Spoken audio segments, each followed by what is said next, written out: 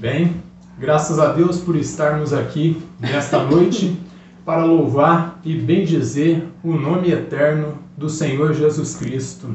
Nesta noite nós vamos continuar com nossos estudos na primeira carta de João e hoje, graças a Deus, nós vamos finalizar mais uma epístola para a honra e glória do Senhor Jesus Cristo. Então quem estiver com a sua Bíblia, por gentileza, já abra comigo em 1 João, no capítulo 5, de versículos 18 até o 21. E diz da seguinte maneira: sabemos que todo aquele que é nascido de Deus não vive em pecado, antes, aquele que nasceu de Deus o guarda, e o maligno não lhe toca. Sabemos que somos de Deus e que o mundo inteiro jaz no maligno. Também sabemos que o Filho de Deus é vindo e nos tem dado entendimento para reconhecermos o verdadeiro. E estamos no verdadeiro, em seu Filho, Jesus Cristo. Este é o verdadeiro Deus e a vida eterna. Filhinhos, guardai-vos dos ídolos. Então, como eu disse, hoje nós vamos finalizar esta epístola maravilhosa e que o Espírito Santo de Deus possa falar aos nossos corações.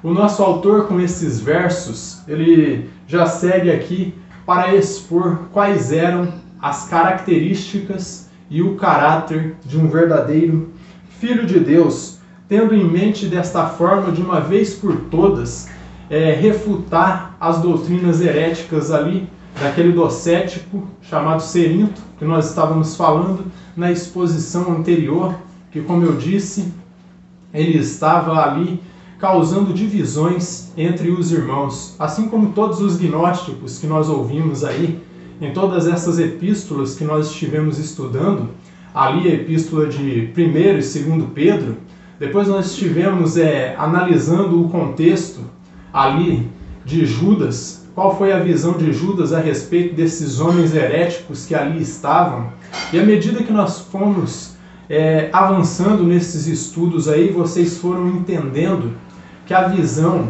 a respeito dos gnósticos entre os apóstolos era comum e igualmente igual.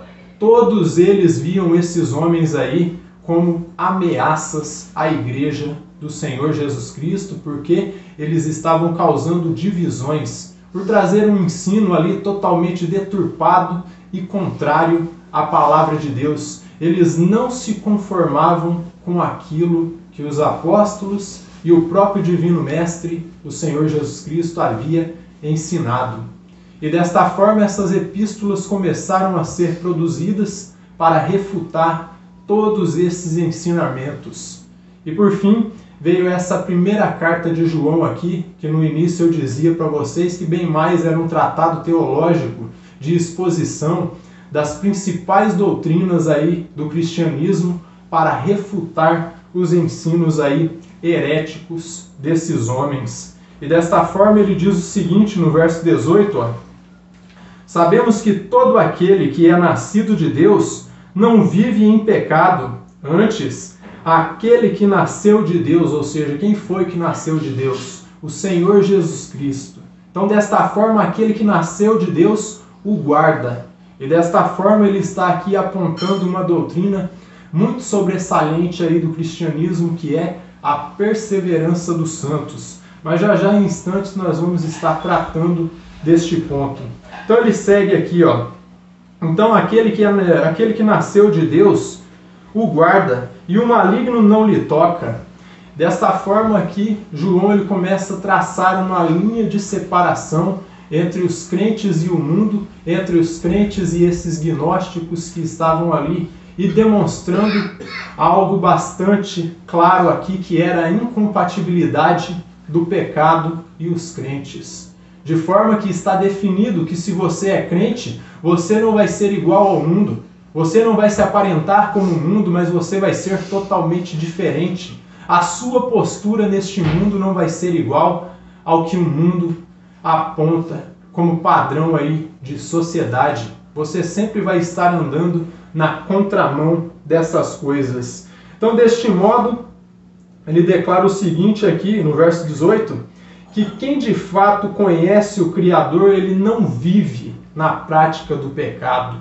Ele não quer dizer que o cristão não vai pecar, porque você sempre vai pecar por causa da sua natureza pecaminosa, por causa da sua natureza caída, contaminada pelo pecado e depravada, de forma que se o Espírito Santo não te guiar, você segue praticando o pecado.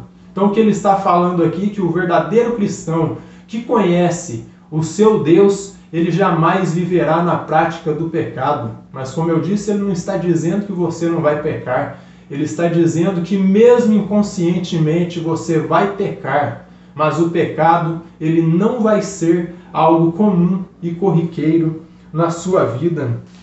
Então nós vamos pecar. Sim, de fato vamos pecar por causa da nossa natureza caída e depravada. Mas o pecado, como eu disse, não deve ser algo comum e corriqueiro na sua vida. Você não deve se acostumar com o pecado e achar que isso é normal, você estar pecando e errando todos os dias, porque isso não é normal para um verdadeiro cristão nascido nas águas da palavra. Por isso que ele disse que aquele que conhece o verdadeiro Deus, ele não vive na prática do pecado. E como eu disse, repetindo as palavras aqui, aquele que nasceu de Deus o guarda. Quem é que nasceu de Deus? O Senhor e Salvador Jesus Cristo. E desta forma ele está trazendo aqui outro ponto muito sobressalente que eu disse aqui, que foi a perseverança dos santos. De forma que se você persevera na palavra, é porque Cristo te sustenta, não é porque você quer, não é porque você é muito santo, você é perfeito, mas porque Ele te sustenta. Então, o pecado não deve ser algo comum e corriqueiro em nossas vidas, porque a vontade de Deus para nossas vidas é a santificação. Desta forma, você sempre vai estar correndo na contramão do mundo. Você não vai andar como você quer, mas você vai andar como diz as Escrituras. Então, nós fomos chamados para ser santos, diferentes do mundo e não iguais a ele. E outro ponto aqui que eu disse para vocês, abordado por João aqui, foi o ponto da perseverança dos santos. Eu vou tentar destrinchar um pouco mais a respeito disso aqui para vocês. Então foi a perseverança dos santos. E isso quando ele declara que aquele que nasceu de Deus o guarda. Então ele está definindo aqui que quem nos guarda é aquele que nasceu de Deus. E aquele que veio de Deus é o Senhor Jesus Cristo. Que ele está definindo aqui, ele não está falando com os cristãos de um modo geral. Aquele que nasceu de Deus, esse é o Filho de Deus, unigênito Filho, o único que foi criado da forma que foi criado. Então aquele que nasceu de Deus o guarda. E esta tradução aqui é a que faz mais menção ou jus ao original, porque muitas traduções aí trazem palavras totalmente deturpadas com relação a isso, como fazendo referência a todos os cristãos de modo geral. Mas quando ele fala aquele que nasceu de Deus o guarda, ele está definindo que quem guarda os crentes é o Cristo, aquele que de fato nasceu de Deus. Então ele declara que é Cristo, o Filho de Deus, quem nos guarda, nos mantém salvos em sua graça, e por isso o maligno não nos toca, porque é Cristo quem está nos guardando. Então, ele nos guarda e nos mantém firmes em sua graça, nos dá certeza que vamos resistir ao pecado e nos guardar dele, e assim o diabo não vai nos tocar. Então, a força que nos dá certeza de que nós vamos vencer o pecado e vencer o maligno, a astúcia do diabo, vem de Deus. É Ele, o Cristo, quem te sustenta. E uma vez salvo, sempre salvo. Essa é a perseverança dos santos. Os santos não perseveram porque eles querem, mas porque o Cristo que está dentro deles, manifestado no Espírito Santo, os sustenta e os mantém firmes na graça do Senhor e Salvador Jesus Cristo. Verso 19. Sabemos que somos de Deus e que o mundo inteiro jaz no maligno. E isso aqui é algo bastante interessante. Esta palavra jaz, se você der uma breve estudada no nosso passado, muitas sepulturas aí, aonde foram sepultados os mortos, de fato, vinham escrito, aqui jaz o fulano de tal. E isso faz referência como se a pessoa estivesse ali adormecida. E é isso que João quer empregar aqui. É isso que ele quer expressar com esse verbo jazer, jaz. E vamos lá. Então João, mais uma vez, ele traça uma linha de separação entre os crentes e o mundo. Depois dele ter dito que quem nos sustenta e quem sustentava os crentes ali na Ásia era Cristo, agora ele começa a falar a respeito de que o mundo jaz no maligno. E como eu disse, o que isso significa? Significa que o mundo está adormecido e entregue à derrota do pecado. Mas o crente totalmente na contramão disso, enquanto que o crente, o eleito, ele segue lutando. Ainda que rastejando, ele não se entrega aí à derrota que existe no pecado. Mesmo ele sabendo que ele é um pecador, que ele vai continuar pecando, que ele é cheio de defeitos, ele vai continuar lutando, mesmo que estiver rastejando. Então, tendo certeza que a força para resistir não vem dele, mas de Cristo, que é um sentinela, um atalaia, que está o guardando em todos os sentidos. De todas as formas, este atalaia, esse sentinela que é Cristo, ele não dorme. O Senhor, ele não dorme, seus olhos estão em todo lugar. Não é assim que a palavra de Deus nos ensina? Que nos diz que os olhos do Senhor estão em todo lugar e que o Senhor, ele não dormita, ele não adormece, ele sempre está olhando por nós e desta forma nos sustenta e nos mantém firmes em sua graça. E quando ele diz jaz no maligno, é algo, como eu disse a vocês, isso define algo inconsciente, como se o mundo dormisse, estivesse ali adormecido nos braços do maligno. John Stott, em seu comentário aí em 1 João, ele diz algo bastante significativo a respeito disso, eu gostaria de citar aqui para vocês.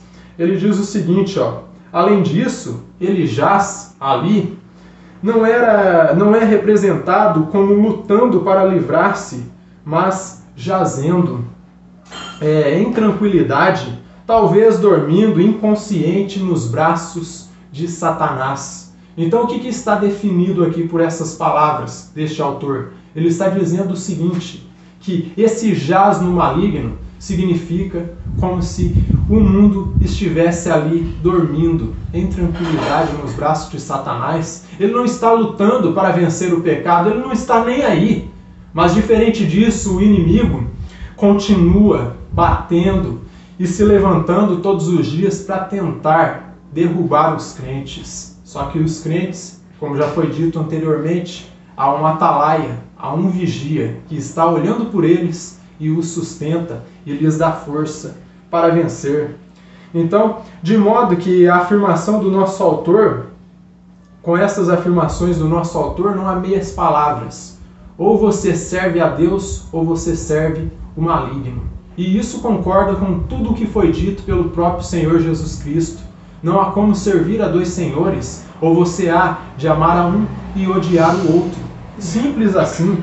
Então, de modo que nas afirmações do nosso autor não há meias palavras, ou a pessoa pertence a Cristo e o obedece, ou permanece rendido e amarrado nas garras do inimigo, debaixo do pecado. Simples assim. Não há como você ter meias palavras. Ou você crê, ou você não crê. Simples assim. E no verso 20, já vamos se aproximando ao final, também sabemos que o Filho de Deus é vindo e nos tem dado entendimento para reconhecermos o verdadeiro, e estamos no verdadeiro, em seu Filho, Jesus Cristo. Este é o verdadeiro Deus e a vida eterna. Então aqui já segue definindo as principais doutrinas de Cristo, que há um verdadeiro Deus e um verdadeiro Filho de Deus. A mensagem de João aqui, meus irmãos, ela é clara, simples, clara e eficaz. ao declarar que quem nasceu de novo está e permanece no verdadeiro, o qual é o Senhor e Salvador Jesus Cristo, aquele que é real. E assim, como nas mesmas palavras do Divino Mestre, ali em João 14, versículo 6, onde Jesus ele dizia: eu sou o caminho, a verdade e a vida, e ninguém vem ao Pai senão por mim. Mais uma vez, João está frisando que, em contraste com as doutrinas ali heréticas dos gnósticos ali, os libertinos, essas doutrinas loucas aí, a única verdade era a revelação do único Deus que foi dada através do seu Filho, Jesus Cristo. Essa era a única e verdadeira verdade. Não existia outra verdade além do nosso amado Senhor Jesus Cristo. Então, ele era o verdadeiro Deus e o verdadeiro homem. E ali, em João 17:3, veja o que nós encontramos aqui, ó, algo mais falando a respeito disto. Ó. Diz assim, ó: e a vida eterna é esta, que conheçam a Ti, o único Deus verdadeiro, e a Jesus Cristo, a quem enviaste. Então Jesus demonstra que a verdade e a vida consistia em conhecer o Pai, o verdadeiro Deus, e conhecer o Messias, o verdadeiro Filho de Deus. E deste modo conhecê-lo como enviado do Pai. Verso 21, veja o que nós encontramos aqui. O nosso querido apóstolo João, ele encerra esta carta dando um simples aqui conselho: filhinhos, guardai-vos dos ídolos. Mas vamos analisar o contexto disso. Então, o nosso autor, ele alerta os crentes ali na Ásia e também a cada um de nós a respeito dos ídolos. Diz que eles deviam e que nós devíamos nos guardar dos ídolos. Mas o que seria um ídolo, meus irmãos? Um ídolo é tudo aquilo que alguém coloca no lugar ou no mesmo nível do Senhor Jesus Cristo. Então vou repetir mais uma vez para que vocês tenham isso em mente. Então, o que é um ídolo? Um ídolo é tudo aquilo que alguma pessoa coloque no lugar ou no mesmo nível do Senhor Jesus Cristo. Ou você coloca no lugar, ou você coloca do lado ali e faz um pedestal, faz um ídolo com essa pessoa. E isso pode se manifestar de diversas formas. E eis alguns aspectos aqui que podem levar a pessoa a criar um ídolo. Um ídolo pode ser um filho, em que a pessoa expresse muito amor por ele e coloque este filho acima de tudo e permita que este filho faça tudo o que queira e, deste modo, idolatre o seu filho como se fosse a menina de seus olhos. Outro ídolo pode ser um cantor, ou um pastor, ou líder religioso. Pode ser tudo isso, líder espiritual, ou pode ser também a própria pessoa, pode se tornar um ídolo de si. Quando a pessoa se torna narcisista, ali lascívio, ela pega e começa a se olhar no espelho e dizer: ah, como eu sou belo, ah, como eu posso isso, como eu posso aquilo, e ele começa a desmerecer os outros e se achar superior e melhor aos outros. Desta forma, esses são alguns aspectos em que um ídolo pode nascer. Então vou repassar mais uma vez para que vocês tenham isso em mente. Um ídolo pode ser um filho, pode ser um cantor, um pastor, um pregador, ou líder espiritual, ou alguém que você coloque no lugar do Senhor e Salvador Jesus Cristo. E outro tipo de ídolo pode ser um carro, ou uma casa, ou alguma propriedade que a pessoa tenha, e deste modo idolatre tanto o seu bem pessoal que acaba deixando o Cristo de lado. E desta forma, ele passa a jogar Cristo para escanteio, para debaixo do tapete, e começa a colocar essas coisas no lugar do verdadeiro Deus. E outra coisa que nós vimos aqui, e deste modo,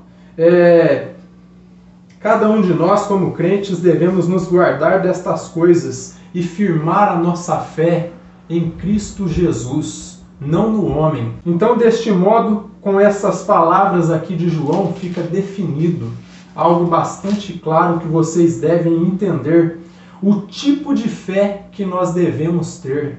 O tipo de fé, meus irmãos, que nós devemos ter deve ser uma fé cristocêntrica. E muitos aqui talvez se lembram o significado de ser cristocêntrico. É quando você volta a sua adoração a Cristo, quando você centraliza a sua fé em Cristo Jesus, não em seres humanos ou em objetos.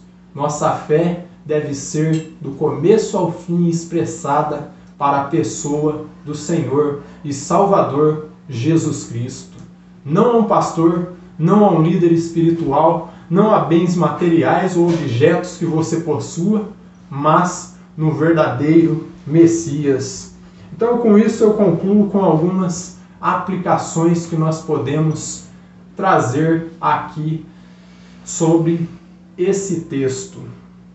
Algo claro, nós aprendemos em nosso texto: em Cristo não há meias palavras. Ou você crê, ou você não crê. Não há meias palavras: ou você pertence a Cristo e é propriedade exclusiva de Deus e o obedece, ou você vive na prática do pecado, entrelaçado aí nas garras do inimigo. Ou você é um crente, ou você é um incrédulo. Então, de modo que para o ser humano há apenas dois caminhos. Há apenas dois caminhos: o da incredulidade ou o da fé. Cada pessoa dentro do seu coração deve definir o que ela possui. Ou se ela possui fé, ou se ela possui incredulidade. E nesta escolha, meus irmãos, fica definido o futuro eterno da pessoa.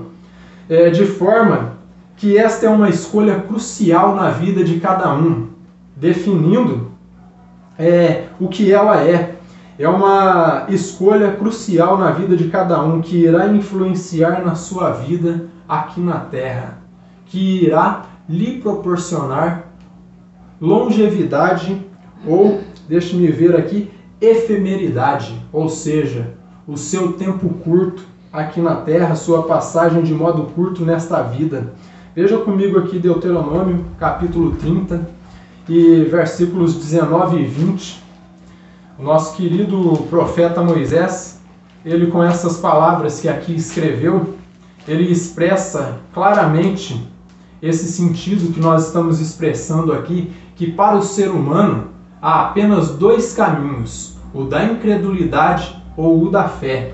Vamos ver aqui, Deuteronômio, capítulo 30, versículo 19.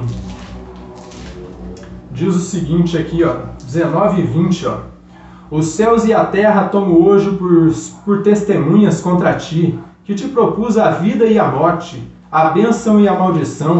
Escolhe a vida, para que vivas tu e a tua descendência, amando o Senhor teu Deus, dando ouvidos à sua voz e apegando-te a Ele, pois disto depende a tua vida e a tua longevidade, que habites na terra que o Senhor, sob juramento, prometeu dar a teus pais Abraão, Isaque e Jacó. Então fica definido aqui que para os seres humanos há dois caminhos: o da bênção, o da fé, ou o da maldição, o da incredulidade. O da fé te proporciona longevidade e depois vida eterna. O caminho da incredulidade vai lhe proporcionar efemeridade, tempo curto aqui nesta terra. Segundo ponto de aplicação aqui que nós temos é o seguinte: nós só podemos nos guardar ou crer que nós vamos guardar os mandamentos do Senhor Jesus Cristo e resistir ao pecado, porque Cristo nos guarda e nos mantém na fé. Se Ele não estivesse conosco, nós não conseguiríamos nada, meus irmãos. Nós não seríamos nada, nós não teríamos fé, porque Cristo não estaria conosco. Mas como Ele está conosco, nós temos fé. Abra comigo em Judas aí, no verso 24. Veja o que nós encontramos aqui. Livro de Judas, ou Epístola de Judas, no verso 24. Ora, aquele que é poderoso para vos guardar de tropeços e para vos apresentar com exultação, imaculados diante da sua glória, ao único Deus, nosso Salvador, mediante Jesus Cristo, Senhor nosso, glória e majestade, império e saber e soberania, antes de todas as eras, e agora e por todos os séculos.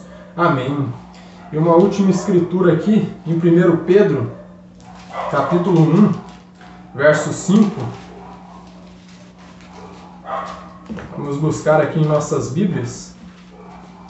1 Pedro, capítulo 1 e versículo 5, ó, diz o seguinte, ó, que sois guardados pelo poder de Deus mediante a fé, para a salvação preparada para revelar-se no último tempo.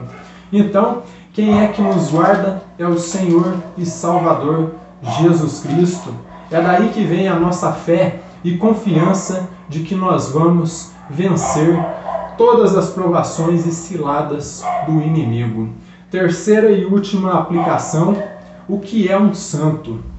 Um santo não é aquele que não comete nenhum tipo de pecado, mas aquele que, apesar dos seus erros, dos seus deméritos e tombos que ele leve, ele se levanta, sacode a poeira, ele nega se entregar ali o pecado e a derrota que está manifestada no pecado. Então ele se levanta, sacode a poeira e segue em frente, sabendo que é Cristo quem o sustenta.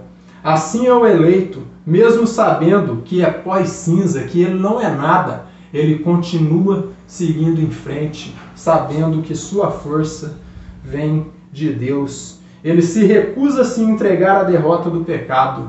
O mundo jaz no maligno, mas o que acontece com os crentes? Nós descansamos nos braços do Senhor.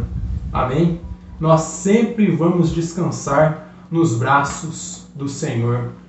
O mundo pode estar derrotado no pecado, mas nós somos vencedores em Cristo Jesus, aquele que derramou o seu sangue por nós na cruz do Calvário e ali nos deu direito à vida eterna. Que o Eterno nos abençoe grandemente. Graças a Deus por essa palavra tão gloriosa.